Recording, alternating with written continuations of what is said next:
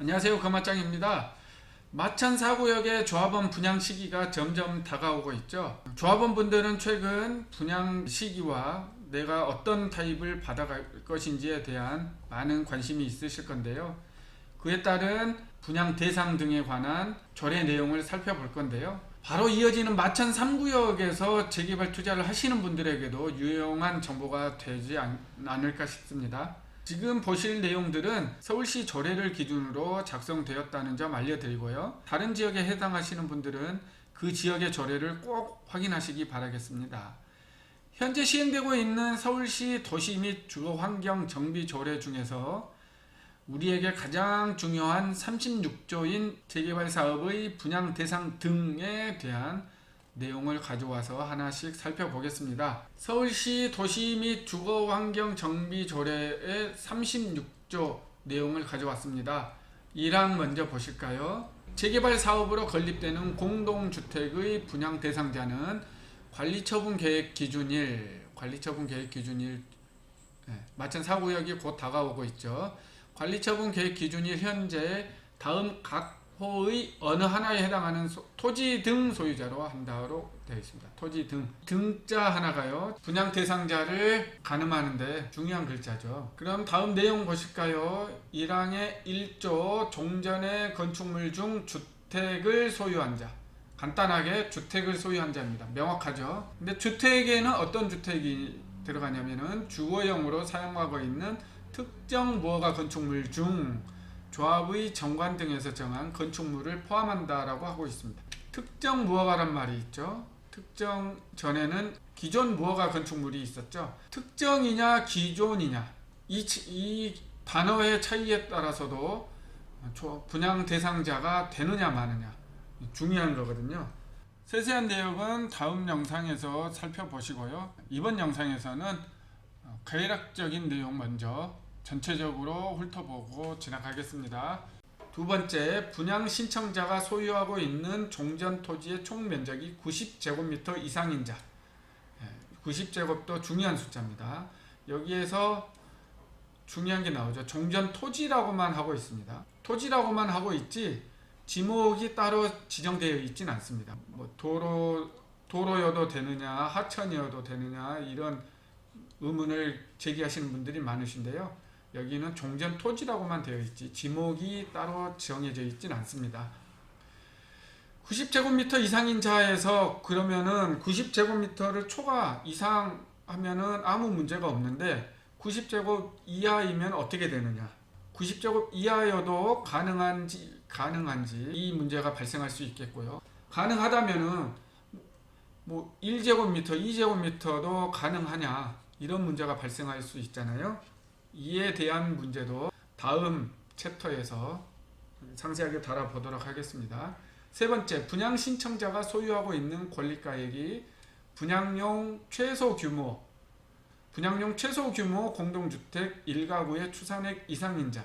그러니까 지금 거여 마천 중에 거여 지역이 지금 들어와 있잖아요. 여기에서는 분양용 최소 규모는 25평형인 5구 타입이었는데 5구 타입의 조합원 분양가보다 이상인 자에게는 분양 자격이 주어진다라는 거죠. 다만 분양 신청자가 동일한 세대인 경우 권리가액은 세대용 전액 가입을 합산한다고 하고 있습니다. 네 번째, 사업 시행 방식 전환의 경우에는 전환되기 전의 사업 방식에 따라 환지를 지정받은 자. 이건 당연한 거죠. 이미 이전 사업 방식에서 분양 결정이 나버린 거죠. 환지를 받았다는 거는 대상자에게 무엇을 주겠다라고 결정을 한 거잖아요. 이건 당연한 거고. 다섯 번째, 재정비 촉진 계획에 따라 기반 시설을 설치한 경우 종전의 주택에 관한 보상을 받은 자.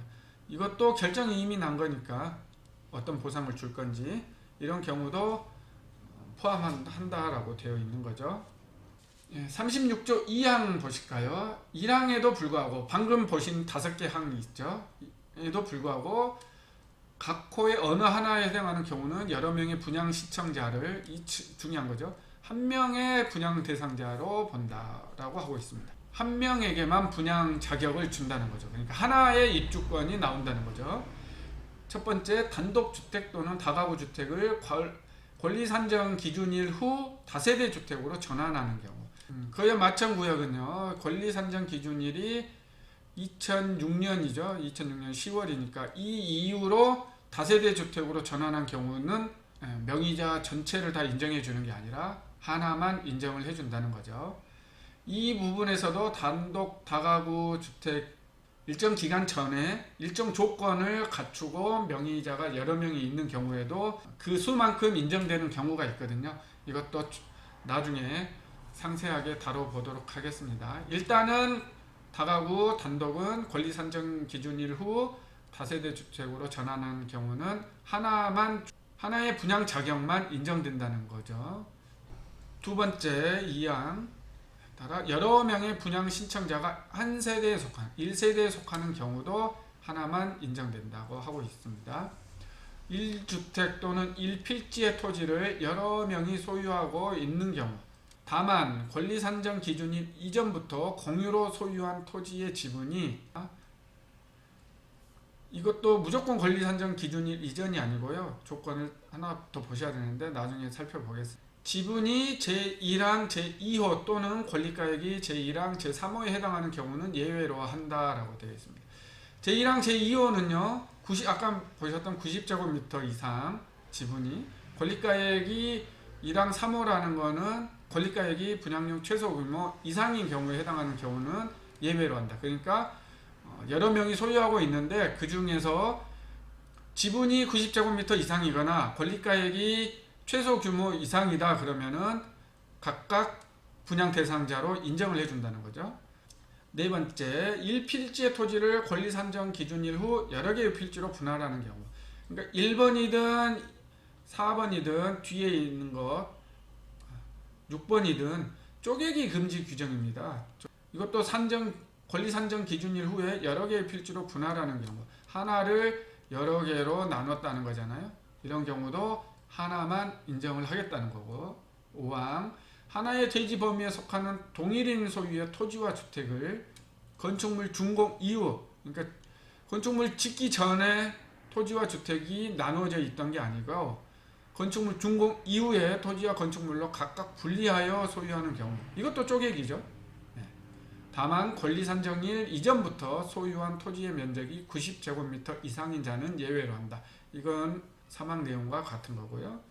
권리 산정 기준일 후 나대지의 건축물을 새로 건축하거나 기존 건축물을 철거하고 다세대 주택, 이거는 1항하고 어느 정도 비슷하죠. 그 밖에 공동주택을 건축하여 토지 등 소유자가 증가되는 경우, 증가 자체가 쪼개기인 거죠. 쪼개기 금지에 따라서 이런 경우도 하나의 분양 자격만 주어지는 거라고 하고 있습니다. 다음 3항 보시겠습니다. 서울시 조례 36조 중에 3항 제1항 제2호의 종전토지의 총면적 및 제1항 제3호의 권리가액을 산정함에 있어 다음 각 호의 어느 하나에 해당하는 토지는 포함하지 않는다고 있습니다. 권리산정가에 포함하지 않는다. 그러면 뭔가요? 현금 청산인 거죠. 현금 청산을 당한다는 거죠. 1항 하나의 대지 범위 안, 이게 중요합니다. 하나의 대지 범위 안에 속하는 토지가 여러 필지인 경우 권리 산정 기준일 후에 그 토지의 일부를 취득하거나 공유 지분으로 취득한 토지. 2항 하나의 건축물이 하나의 대지 범위 안에 속하는 토지를 점유하고 있는 경우로서 권리 산정 기준일 후 그 건축물과 분리하여 취득하는 토지. 그 다음에 세 번째, 1필지의 토지를 권리 산정일 후 분할하여 취득하거나 공유로 취득한 토지. 이런 경우에는 권리가액에 산정되지 않고 현금 청산이 당한다는 거죠. 여기에서 네모박스한 권리 산정 기준일은 조례 시행일이었습니다. 그러다가 2006년 1월 1일자로 2003년 12월 30일 이후 취득한 토지로 바뀌었고, 그 다음에 2010년 7월 16일 개정된 조례에서는 권리 산정 기준일로 변경되어서 현재 시행되고 있습니다. 이 점 참고하시고요. 나중에 다시 한번 살펴보겠습니다. 그 다음 34.6조 4항 1항부터 3항까지도 불구하고 사업시행 방식 전환의 경우에는 환지 면적의 크기, 공동 환지 여부에 관계없이 환지를 지정받은 자 전부를 각각 분양 대상자로 할 수 있다. 그러니까 이전에 결정됐다 하면은 그 결정을 존중해야 된다는 내용이겠죠. 이렇게 해서 서울시 조례 36조를 다 보셨는데요. 이 하나하나의 문구가 중요하기 때문에 그 문구에 따른, 그리고 개정되면서 어떻게 변경되었는지 그 시기, 변경된 시기와 적용되는 시점에 따른 분양 자격이 달라질 수 있기 때문에 그 내용들을 항목별로 세세하게 다음 영상에서 하나씩 살펴보겠습니다. 이번 영상은 이렇게 36조를 훑어보는 걸로 마무리하겠습니다. 마천 재개발 투자에 대해서 궁금하신 거나, 그리고 위례죠. 위례 단독지에 대한 상담이 필요하신 분은 거맞장에게 연락 주시면 상세한 안내 드리겠습니다. 이상 거맞장이었습니다. 감사합니다.